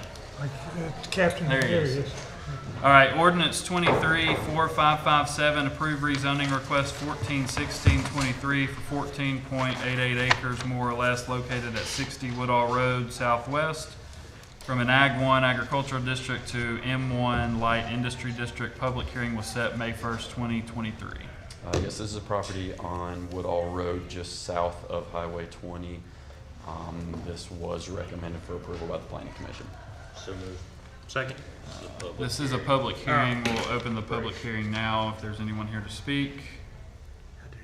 All right, seeing no one here to speak, we'll consider the public hearing closed. Did have a motion by Mr. McMaster. Second by Mr. Pepper. Any discussion? Roll call. Aye. Aye. Aye.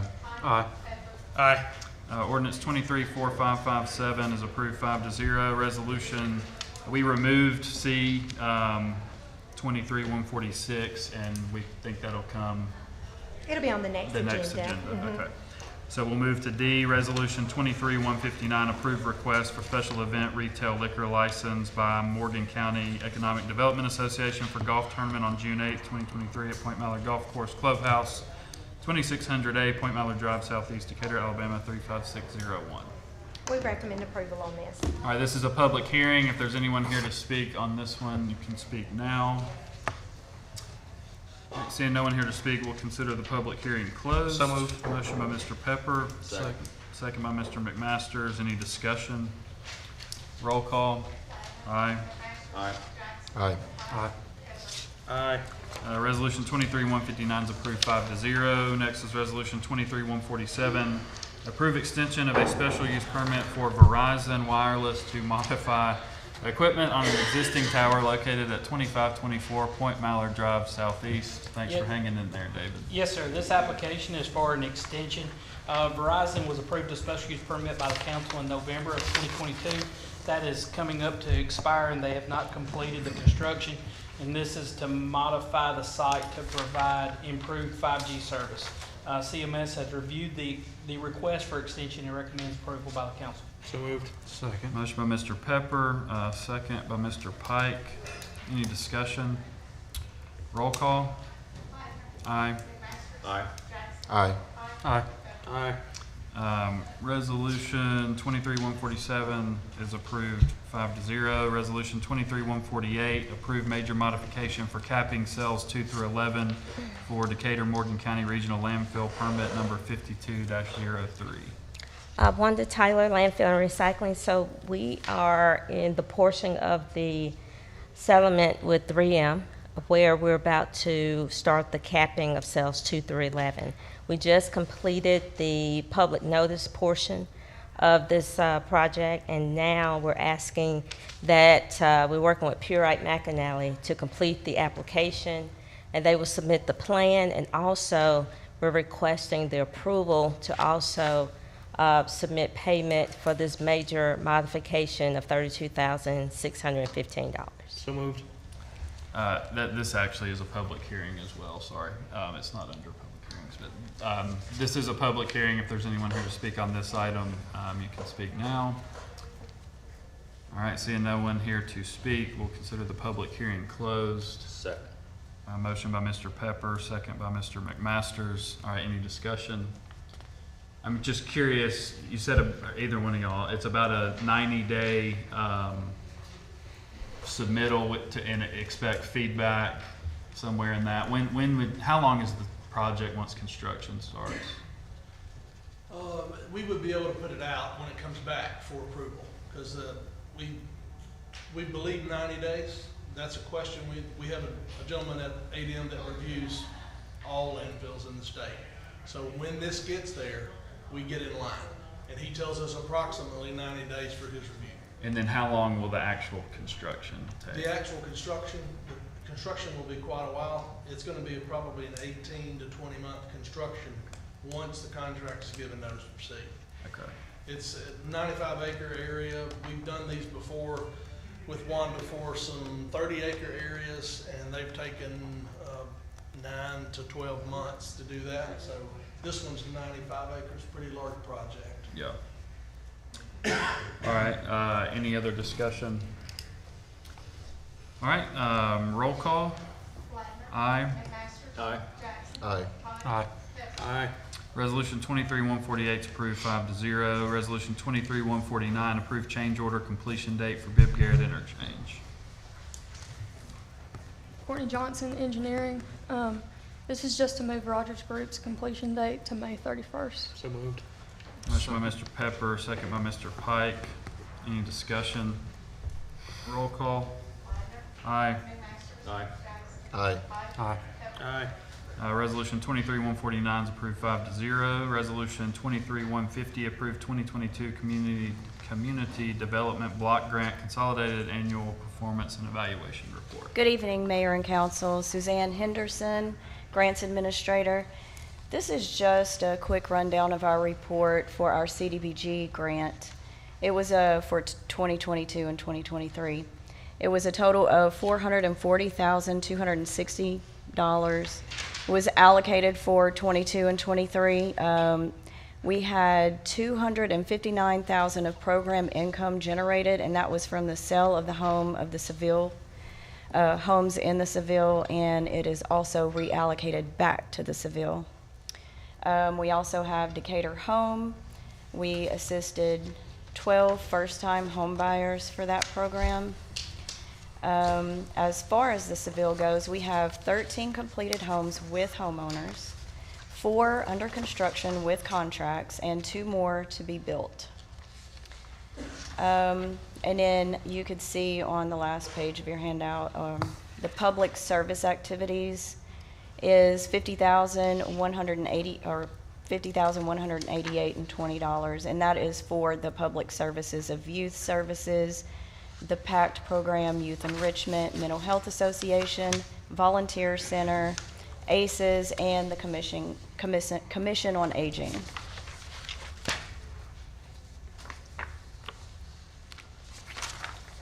All right, motion by Mr. Pepper, Second. second by Mr. McMasters. Any discussion? Roll call. Aye. Aye. Aye. Aye. Aye.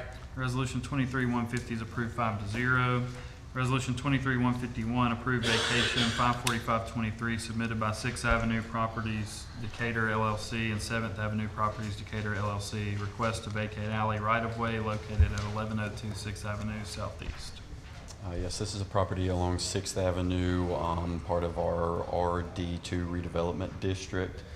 As part of this development, they are requesting to vacate this alleyway, reconstruct a new access further back on the property, and dedicate a perpetual access easement across this property to take the place of this vacated right-of-way. So moved. Motion by Mr. Pepper. Second. Second by Mr. Pike. Any discussion? Lee, when we did this first time several years ago, we had people coming out of the woodwork in that community who did not want it. What was the planning commission, what was the mood of the planning commission in this particular situation? That the MAPCO development, I believe, was it MAPCO that you were talking about? In general, we had great success with the MAPCO project. So we didn't, I guess residents. We didn't have residents come out and... Not on this case in this. You know, like I said, the MAPCO has seemed to have been well received. It has led to a lot of interest in redeveloping other properties along this corridor, which was the intent of that redevelopment district implementation. Back then, though, I guess the big thing was that, you know, we talked about berms and we talked about a lot of different things that were going to block noise from the neighborhood. And that was one of their huge concerns. And again, I just expected more people to come out and address this. But okay, if they didn't, that's... And that is still a requirement that there's berms. There will be a berm as part of this project. The site plan for this property was approved as a part of, along with this one, and does include a berm and the lush landscaping that we require on that backside to shield. I guess Herman was probably the only one here that, other than me, okay, Ken was here, but I just know that the public, there was a lot of doubt and a lot of hesitancy from that immediate neighborhood. And if they didn't have complaints about it or have concerns about it, then I'm okay. We did not receive Okay. any on this particular That's case, good to no, know. sir. All right, any other discussion? Roll call. Aye. Aye. Aye. Aye. Aye. Resolution 23-151 is approved 5-0. Resolution 23-152 declares surplus of municipal vehicles no longer needed by environmental services. Jeremy Sherrill, procurement agent for the city. These are 3 vehicles that are no longer operational or used by environmental services to be surplus. So moved. Second. Motion by Mr. Pepper, second by Mr. Pike. Any discussion? Roll call. Aye. Aye. Aye. Aye. Aye. Resolution 23-152 is approved 5-0. Resolution 23-153, award bid number 23020 to Cook's Pest Control for pest control services for city properties. This bid document was issued May 4th, 2023, opened on May 18th. This is a 1-year contract, renewable for up to 3 years. Went out to 13 local vendors, 2 respondents, as the bid tabulation would signify. So moved. Second. Motion by Mr. McMaster, second by Mr. Pike. Any discussion? Roll call. Aye. Aye. Aye. Aye. Aye. And that one did include the issues we've had out on 20 on the lighting, right? I think it did. Rodent control. Okay. Yes. Yep. No, it does not. I thought it did. We haven't started using that service yet. Oh, okay, well, Okay. Well, we need it. yeah. We don't have the conductors in there. It'd be kind of provided for no reason. Okay. I believe that's correct. Once they get them, though. Yes. Yeah, okay. All right, Resolution 23-154, approved proposal from Temple Inc. for relocation of existing vehicle signals and video detection at the intersection of First Avenue Southeast and Moulton Street Southeast. This is to relocate the vehicle signals and video detection due to the parking deck. So moved. Motion by Mr. McMaster, second by Mr. Pike. Any discussion? Roll call. Aye. Aye. Aye. Aye. Aye. Resolution 23-154 is approved 5-0. Resolution 23-155, approve aid to construction agreement between City of Decatur and Decatur Utilities for 719 Bank Street Apartments and Retail. Make a motion to table. All right, we have a motion to table. Second. Second by Mr. Pepper. Any discussion? No, why are we? There's I had called, I spoke with Herman about it today, but I don't know why we're tabling it. Well, the answer is there's a separate agreement with the developer that would match up with this, and that's not ready, so. It's a It's better just to requirement. put them together and vote at the same meeting, so. Require the developer to put in what he is Certain claiming he's gonna commitments, put yeah. in. All right, motion to table, and there's a second. Any other discussion? Roll call. Aye. Aye. Aye. Aye. Aye. Resolution 23-155 is approved 5-0. Resolution 23-156, approved purchase of 2 seized vehicles for use by the Police Department Narcotics Division from the Drug Seizure Fund. George Silvestri Police Department. These are 2 vehicles that were seized by our Vice Narcotics Unit, and we were given ownership through the courts in Morgan County. They do have a lien on them, and these funds will be to pay the liens off of the vehicles. The value of just one of the vehicles is worth at least $10,000 more than what the total amount they want to spend on this. So moved. Second. Motion by Mr. Pepper, second by Mr. McMasters. Any discussion? Roll call. Aye. Aye. Aye. Aye. Aye. Resolution 23-156, approved 5-0. Captain, this will be your last council meeting to serve as kind of acting chief, as Chief Pinion has been away at the FBI Academy, and I just want to thank you for your leadership and the job that you've done while he's been away. You've been a joy to work with. Thank you. I appreciate it. You gonna welcome him back with open arms? Yes.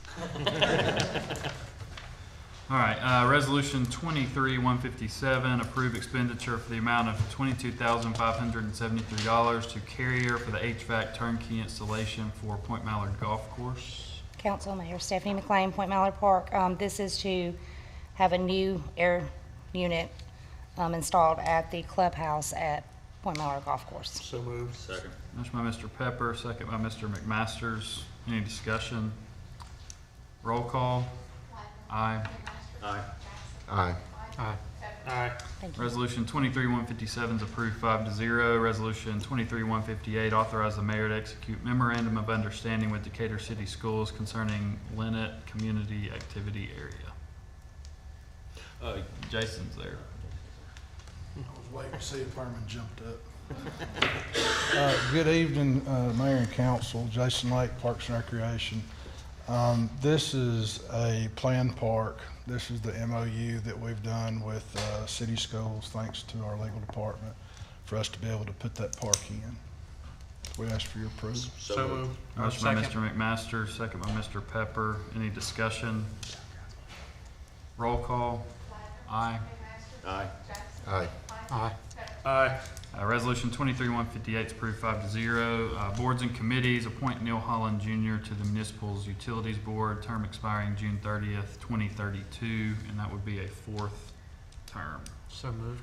Motion by Mr. Second. Pike, second by Mr. McMasters. Any discussion? Why are we doing a 4th term with Neil Holland? I did talk to him, and he did want to, I attend their board meetings, but, he did want to be reappointed. You just want my opinion? Is that what you're looking for? No, I just want to know why we're doing that. We have basically a policy that we go against that policy often. I don't agree with the policy if you have good members. That's Just like true, I'm but- against term limits in general, too. Well, that's true, but I mean, what is that? How many years is that going to be? 30? 36. 36 He years? serves the entire term, yes. I will make a comment, since I can. I do think that board is unique. There's 3 members, 2 are relatively new, 1 finished out someone else's term. They operate very well, and that's a critical board for us, and we have a really good utility that I think is operating at a high level, so I'll support it. All right, any other discussion? Roll call. Aye. Aye. No. Aye. Aye. Reappointment of Neil Holland Jr. is approved 4-1. Our next council work session will be held on Tuesday, that was the wrong way. Our next council work session will be held on June 12th, 2023 at 5 p.m. The next regular council meeting will be held on Tuesday, June 20th, 2023 at 10 a.m. Monday, the city recognizes the Juneteenth holiday, so we will not meet on Monday, the 19th. Anything else from directors? I did have one thing, real quick. I did want to, this meeting with, or this agreement with Lynette, with DCS, is part of, with Chestnut Grove, with Julian Harris, with the Austin part of the, I did want to thank DCS and notice that their part and being willing to work with us and being good partners. So I did want to notice that. All right, thanks, Jason. Anything else, directors? Mayor? No, sir. All right, anything else from the council? All right, we'll stand adjourned. Thanks.